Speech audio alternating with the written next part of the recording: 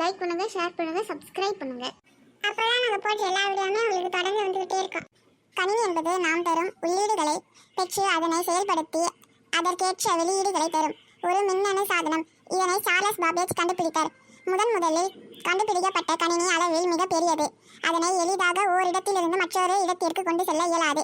ஆனால் இப்போதுதான் கையடக்க கணினிகள் உருவாக்கப்படுகின்றன. ஆமாம், நாங்கள் கூட கேள்விப்பட்டுள்ளோம். எங்களுக்கு கணினியின் முதன்மையான பகுதிகள் எவை என்று சொல்லுங்கள். மைய செயல்பாட்டு பகுதி, கட்டுப்பாட்டகம், நினைவகம், உள்ளீடு மற்றும் வெளியீடு இவைதான் ஒரு கணினியின் முதன்மையான பகுதிகள். அத்தை, இவை பற்றி கொஞ்சம் சொல்லுங்க.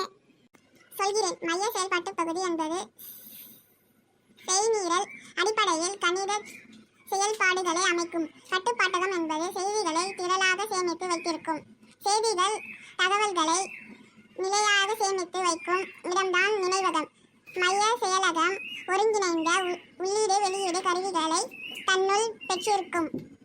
கணினியின் அமைப்பை தெளிவாக கூறினீர்கள். அதன் செயல்பாடுகள் பற்றியும் தெரிந்து கொள்ள ஆவலாக உள்ளோம்.